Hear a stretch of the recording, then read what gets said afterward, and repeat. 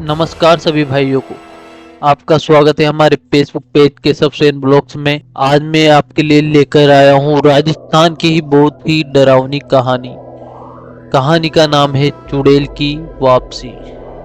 यह कहानी है राजस्थान के एक छोटे से गांव की। राजस्थान में एक छोटा सा गांव था, उसमें एक प्राचीन हवेली थी जिसका नाम था काली हवेली। इस हवेली को लेकर गांव में कई डरावनी कहानी प्रचलित थी, खासकर एक चुड़ैल की कहानी।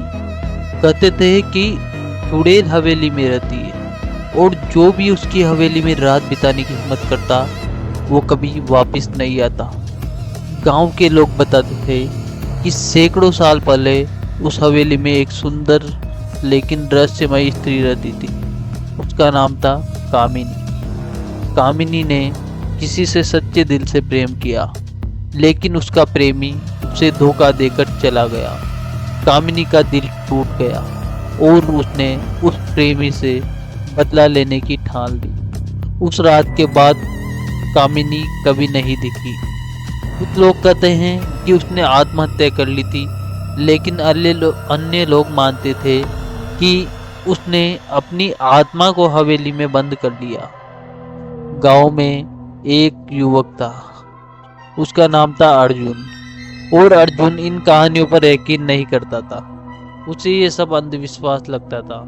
लेकिन एक रात साहस दिखाते हुए अर्जुन ने अपने दोस्तों के साथ काली हवेली में रात बिताने की ठान। वे सब मसालों को कुछ खाने पीने का सामान लेकर हवेली में पहुंच गए।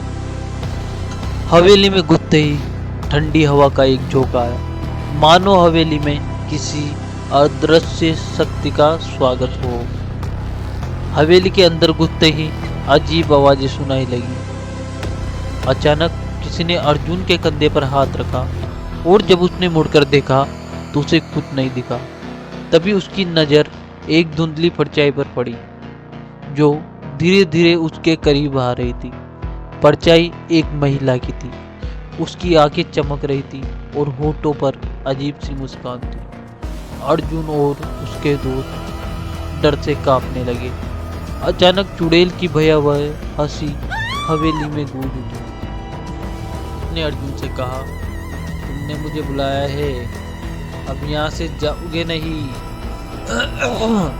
उसके बाद अर्जुन और उसके दोस्तों ने चीखने की कोशिश की, लेकिन उनके मुंह से कोई आवाज नहीं निकल पाई। उनकी आंखों के सामने सब कुछ अंधेरा होने लगा। सुबह जब गांव के लोग हवेली पहुंचे तो उन्होंने अर्जुन और उसके दोस्तों के जले हुए पैरों के निशान हवेली के बाहर तक देखे, लेकिन उनके शरीर कभी नहीं मिले।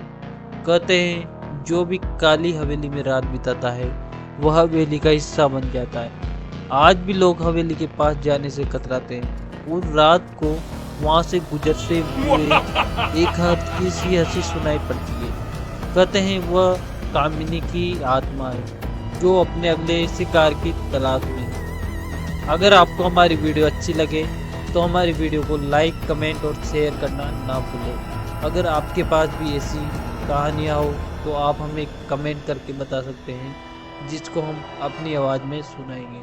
जय श्री राम।